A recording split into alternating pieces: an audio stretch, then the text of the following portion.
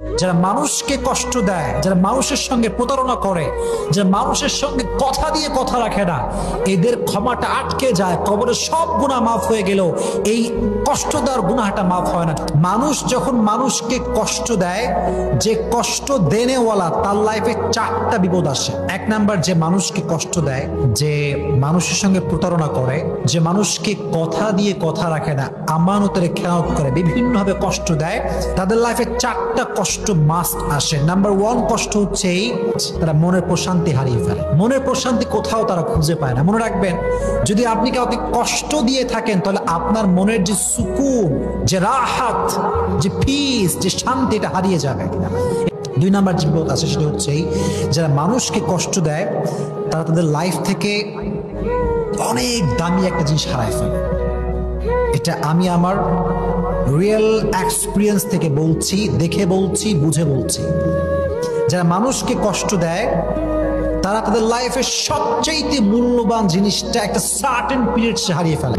3 number যেটি ঘটে সেটি হচ্ছে যে মানুষকে কষ্ট দেয়, মানুষের মন থেকে আল্লাহ তাআলা তার ভালোবাসা দূর করে দেয়। Last and final, and that is very dangerous, very dangerous। সেটা কি? এদিকে তাকান, আমার চোখে চোখ রাখেন, কথাগুলো বোঝার ট্রাই করেন। যখন আপনি মানুষকে কষ্ট দিবেন, কবরে আপনার তওবা করেছেন, আল্লাহর কাছে কান্নাকাটি করেছেন, তাহাজ্জুদ পড়েছেন, আজীবন আল্লাহর কাছে তওবা করতে করতে আপনার সব গুনাহ মাফ হয়ে গেছে। মাশাআল্লাহ, দ্যাটস ভেরি অ্যামেজিং। সব মাফ হয়ে গেছে, খুব ভালো। কিন্তু যদি আপনি মানুষকে অজান্তে কষ্ট দিয়ে থাকেন, এই গুনাহটা ক্ষমা হবে না। এটা ক্ষমা হবে না, বিকজ হক যেটা আছে এটা 2 প্রকার।